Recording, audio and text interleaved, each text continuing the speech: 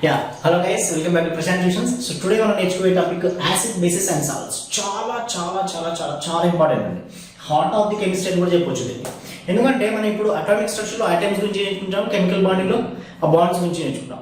ఆ రెండింటి అప్లికేషన్స్ ఇదండి. ఇప్పుడు కెమిస్ట్రీలో ఏ రియాక్షన్ రావాలన్నా మనకు కావాల్సిన టాపిక్ అండి యాసిడ్స్.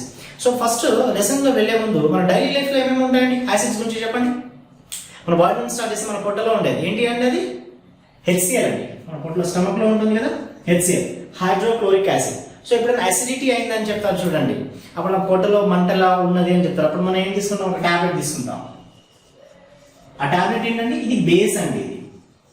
సో దీన్ని HCl యాడ్ చేస్తే ఏమవుతుందండి, న్యూట్రల్ అవుతుంది అన్నమాట. అప్పుడు మనకు కొంచెం రిలీఫ్ గా ఉంటుంది, రైట్. తర్వాత మన కిచెన్ లో తీసుకుంటే వినిగర్, అదేంటి అంటే అది అసిటిక్ యాసిడ్ అండి. వినిగర్ ఏంటిది, అసిటిక్ యాసిడ్ అనమాట. చూసుకుంటే కింగ్ ఆఫ్ యాసిడ్స్ దేని అంటామంటే మనం H2SO4. దీన్ని ఎన్ని రకాలుగా వాడతామో అన్ని రకాలుగా వాడేస్తాం దీన్ని కదా, అది అందరికీ తెలిసిందే. తర్వాత టార్టారిక్ యాసిడ్ అండి, ఇది ఎక్కడ వాడతాం అనేది, మనం ఫుడ్ ఐటమ్స్ ఉంటాయి కదా వాటిని ప్రిజర్వ్ చేయడానికి, వాటికి ఫ్లేవర్ రావడానికి, ఇంకా వైన్ ఉంటుంది కదా దాని టేస్ట్ రావడానికి అక్కడ ఈ టార్టారిక్ యాసిడ్ వాడతాం అనమాట. తర్వాత కార్బోనిక్ యాసిడ్ అండి, మనకి ఇప్పుడు ఇవి కూల్ డ్రింక్స్ ఉంటాయి కదా వాటిలో వాడేది మనం కార్బోనిక్ యాసిడ్. ఇలాంటి ఫ్యూ ఎగ్జాంపుల్స్ అనమాట.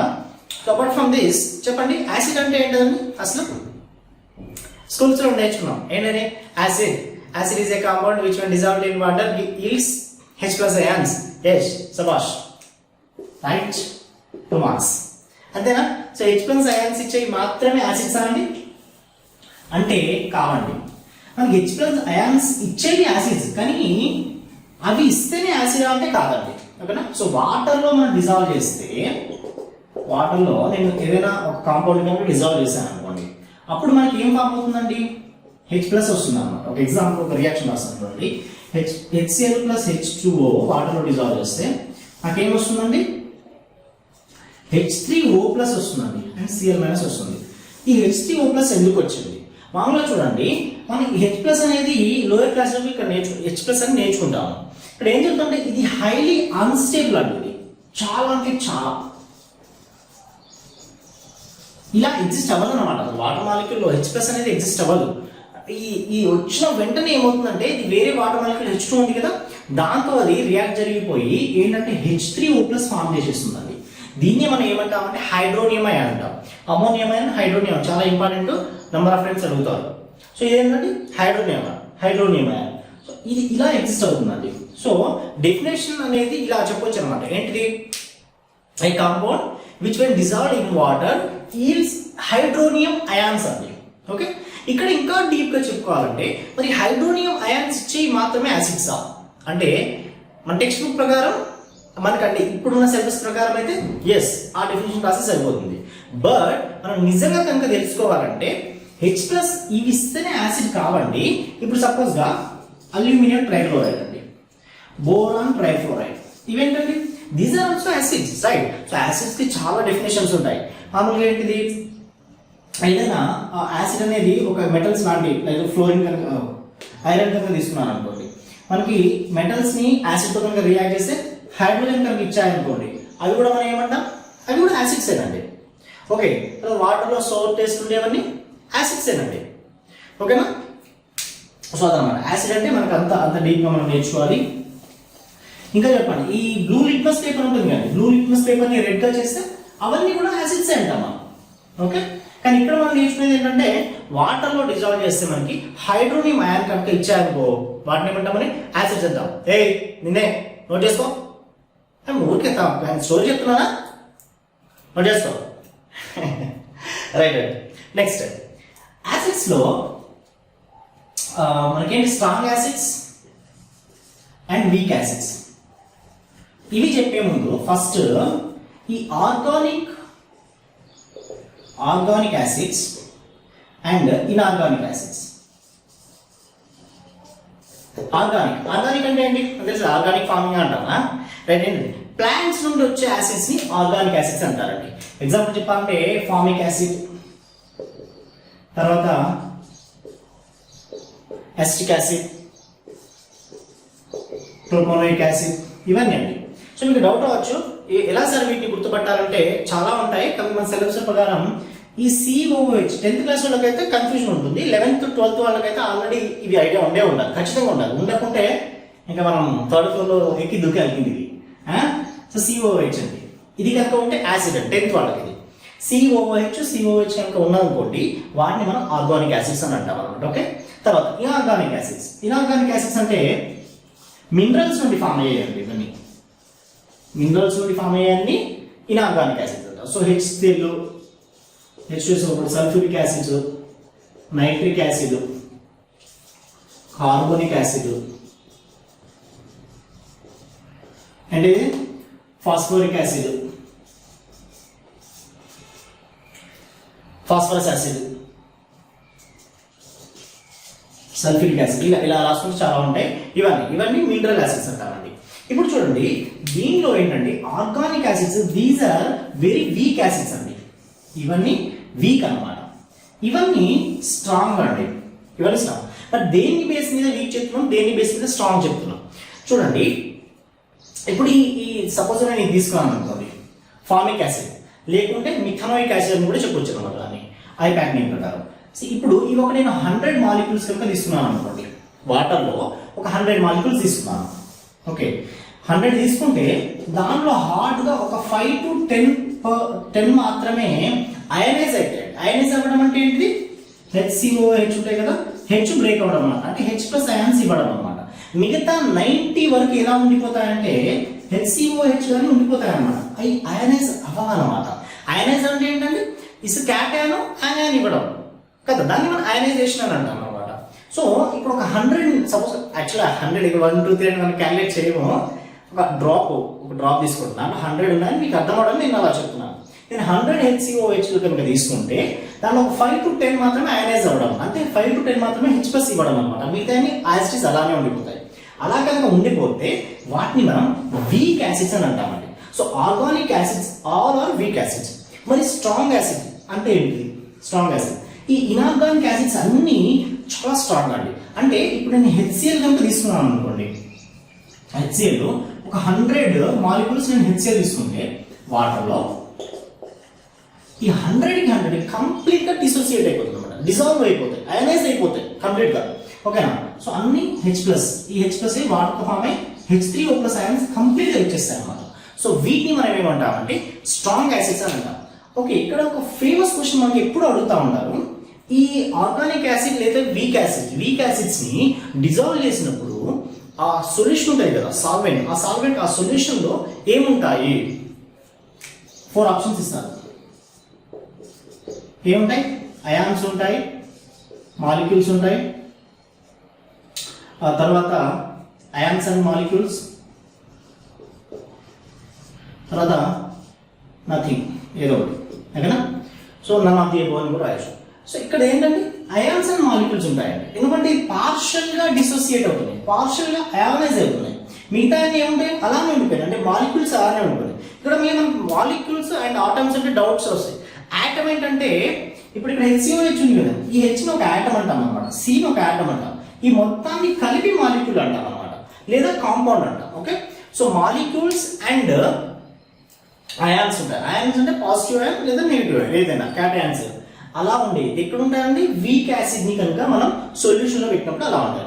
ఓకే, చిటికలో వచ్చి రఫ్ చేద్దాం. సో నెక్స్ట్ మనం చెప్పుకునేది ఈ concentrate acid and dilute acid గురించి చెప్పుకుందామండి. పిల్లలు చాలా కన్ఫ్యూజ్ అయిపోతారు, కాన్సన్ట్రేటెడ్ అండ్ డైల్యూట్. చూడండి, కాన్సన్ట్రేట్ అంటే ఇప్పుడు నేను ఈ యాసిడ్ ని నేను వాటర్ లో వేస్తాను కదండి, వేస్తే మనకి ఏమవుతుందండి? సొల్యూషన్ ఫామ్ అవుతుంది. సపోజ్ యాసిడ్ కనుక ఎక్కువ ఉందనుకో, వాటర్ కంటే యాసిడ్ కనుక ఎక్కువ ఉందనుకోండి, దాన్ని మనం ఏమంటామంటే కాన్సన్ట్రేటెడ్ అని అంటామండి. అదే కనుక వాటర్లో యాసిడ్ వాటర్ కంటే కనుక తక్కువ ఉందనుకోండి సొల్యూషన్లో, అంటే వాటర్ అది ఏదైనా కానివ్వండి, ఒక సొల్యూషన్ ఉంటే దాంట్లో యాసిడ్ ఎక్కువ ఉంటే దాన్ని కాన్సన్ట్రేటెడ్ యాసిడ్ అంటాము. యాసిడ్ కనుక తక్కువ ఉందనుకోండి దాన్ని డైల్యూట్ అని అంటాం అనమాట. ఓకే, నెక్స్ట్ బేసిసిటీ గురించి అండి, ఇది చాలా ఇంపార్టెంట్. బేసిసిటీ అంటే బేసిసిటీ అంటే ఏం లేదు. బేసిసిటీ అంటే ఏంటంటే the number of ionizable H+ ions of a molecule అండి. ఓకే,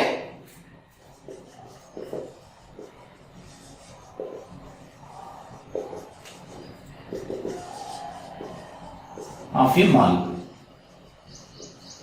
సో చూడండి, ఇప్పుడు HCOH ఏంటిది? ఫార్మిక్ యాసిడ్, ఎస్టిక్ యాసిడ్,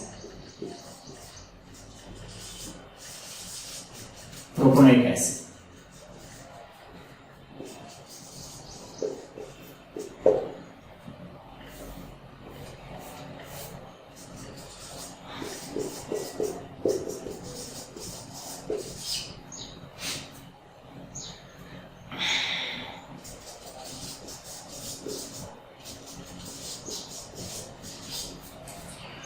ఇలా ఉన్నాయనుకోండి, కొన్ని యాసిడ్స్ అనమాట. అయితే ఇప్పుడు దీనిలో బేసిసిటీ అంటే ఏంటంటే, దీనిలో H+ అయాన్స్ ఉంటాయి కదండి, అవి అయనైజ్ ఎన్ని అయితే అవుతాయో, అంటే ఒక మాలిక్యూల్ ఉంటే అవి ఎన్ని H+ అయాన్స్ అయితే ఇస్తాయో అది ఆ యాసిడ్ యొక్క బేసిసిటీ అని అంటారు అనమాట. ఇప్పుడు HCl ఇది ఎన్ని ఇస్తుందండి? దీని దగ్గర ఒకటే H ఉంది కాబట్టి ఇది ఒకటి ఇస్తుంది అనమాట. అంటే దీని బేసిసిటీ అంటే HCl బేసిసిటీ ఎంత అని చెప్పొచ్చు? 1 అని చెప్పొచ్చు. అదే H2SO4 2 అండి, బేసిసిటీ ఎంత? 2 అనమాట. 2 హైడ్రోజన్స్ ఇస్తుంది కాబట్టి దాని బేసిసిటీ 2. ఇక్కడ కూడా 2 హైడ్రోజన్స్ ఇస్తుంది కాబట్టి బేసిసిటీ 2. ఇక్కడ చూడండి, ఇక్కడ 3 హైడ్రోజన్స్ ఉన్నాయి, సో దీని బేసిసిటీ 3 అండి. ఓకే, ఇక్కడ 3 హైడ్రోజన్స్ ఉన్నాయి కానీ దీని బేసిసిటీ 2 అండి. ఎందుకు నేను చెప్తాను. ఇక్కడ 1 అండి. ఓకే, సో ఇక్కడ కూడా దీని బేసిసిటీ 1 అండి. ఏంటి సార్ మజా చేస్తున్నారా? హైడ్రోజన్స్ ఎన్ని అన్ని అన్నారు, ఇక్కడ 2 ఉన్నాయి, 2 రాయట్లేదు. ఇప్పుడు దీనికి కూడా 1 అండి. మార్కర్ పడట్లేదు అనుకుంటాను, సారీ. దీనికి కూడా 1 అండి, అండ్ దీనికి కూడా 1 అండి బేసిసిటీ. ఎందుకు సార్? ఎందుకంటే చూడండి, ఈ బేసిసిటీ అనేది ఈ H+ అయాన్స్ ఉంటాయి కదా, అవి ఏ అయాన్ పడితే ఆ అయనైజ్ అవ్వదండి. ఈ స్ట్రక్చర్ను బట్టి అయనైజ్ అవుతాయి అనమాట. సో మామూలుగా అయితే ఈ ఆక్సిజన్ ఉంటుంది కదా, ఆక్సిజన్ కి అటాచ్ చేయఉన్న H+ అయాన్స్ మాత్రమే అయనైజ్ అవుతాయి వాటర్లో, రైట్? సో చూడండి, ఇప్పుడు వీటి స్ట్రక్చర్స్ మీకు దీని స్ట్రక్చర్ తీసాను చూడండి.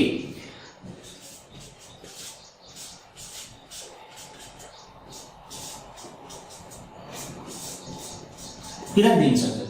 సో ఈ ఆక్సిజన్ కి అటాచ్ ఉన్న హైడ్రోజన్స్ 3 ఉన్నాయి కదా, సో ఇవి మాత్రమే అయనైజ్ అవుతాయి అనమాట. సో దీని బేసిసిటీ ఎంత అని చెప్పాను నేను?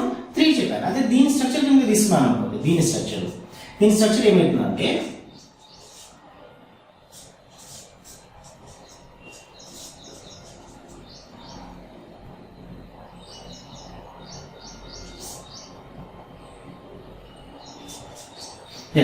H2O3 కదా, సరిపడే కరెక్ట్. సో ఇక్కడ ఆక్సిజన్ దీనికి అటాచ్ అవుతుంది.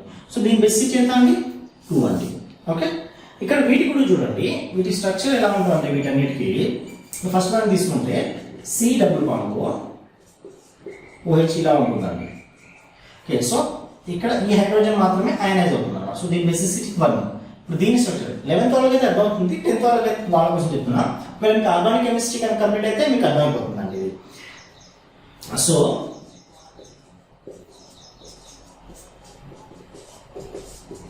ఇదండి.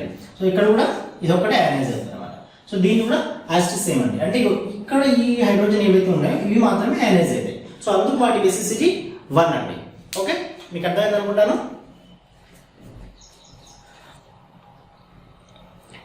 సో నెక్స్ట్ రియాక్షన్స్ అండి. First one, non metal. ఏదైనా నాన్ మెటల్ తీసుకుంటే దాన్ని హైడ్రోజన్తో కనుక రియాక్ట్ చేస్తే విల్ గెట్ యాసిడ్ అండి. సో మీరు ఒకటి గుర్తుపెట్టుకోండి, మనకి యాసిడ్ కనుక రియాక్ట్ రావాలంటే మనం ఖచ్చితంగా నాన్ మెటల్స్తోనే రియాక్ట్ చేయాలి. ఇది ఇంపార్టెంట్ పాయింట్ అనమాట. నాన్ మెటల్స్తోనే మనం రియాక్ట్ చేస్తాం, రైట్? సో మనం తీసుకుంటే ఏం తీసుకుంటే క్లోరిన్. సో హైడ్రోజన్తో రియాక్ట్ ఏం చేస్తుంది? HCl, hydrogen chloride. బ్రోమిన్ హైడ్రోజన్తో రియాక్ట్ చేస్తే HBr, హైడ్రోజన్ బ్రోమైడ్. అయోడైన్ హైడ్రోజన్తో రియాక్ట్ చేస్తే హైడ్రోజన్ అయోడైడ్ అనమాట. ఓకేనా? తర్వాత ఆక్సిడైజింగ్ ఏజెంట్స్ కనుక తీసుకున్నాం అనుకోండి, లేకపోతే ఆక్సిడైజింగ్ ఏజెంట్స్ ఆక్సైడ్స్ తీసుకుంటే metal oxides, non metal oxide, metal కాదు నాన్ మెటల్, గుర్తుంచుకోండి. సో ఆక్సైడ్ తీసుకుంటే దాన్ని మనము వాటర్తో కనుక రియాక్ట్ చేసినాం అనుకోండి వి విల్ గెట్ యాసిడ్ అండి. ఓకే, సో ఆక్సైడ్స్ ఏమంటే సపోజ్గా CO2 ప్లస్ H2O యూస్ ఏమిస్తుందండి H2CO3.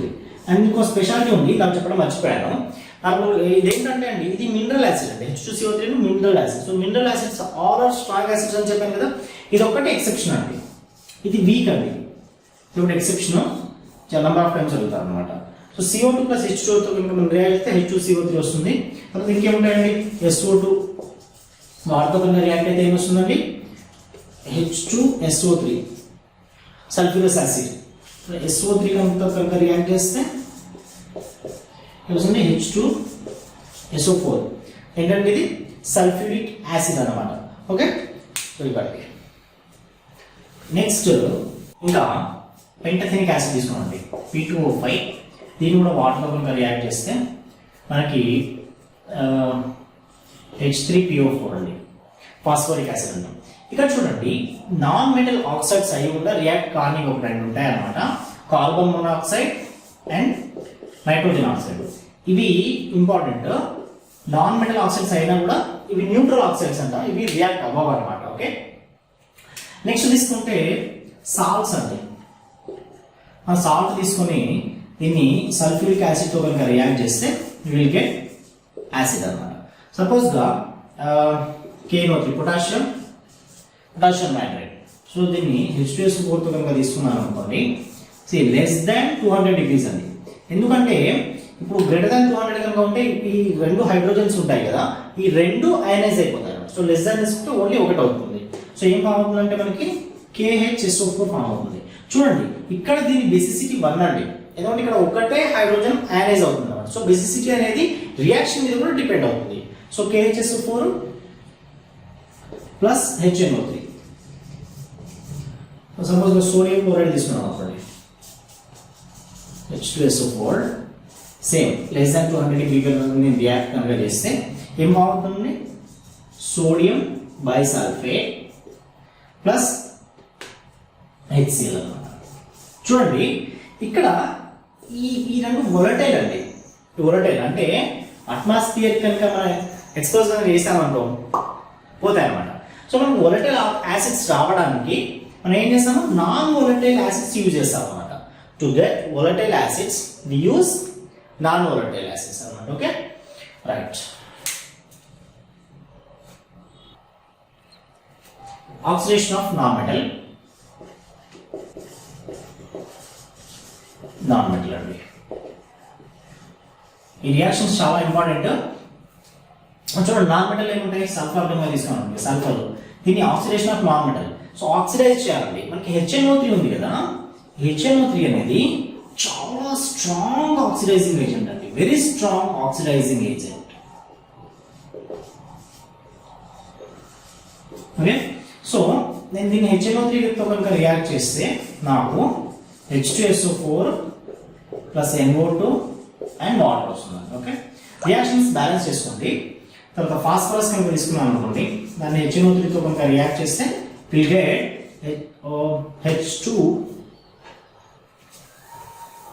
H3PO4 phosphoric acid and nitrogen dioxide plus water.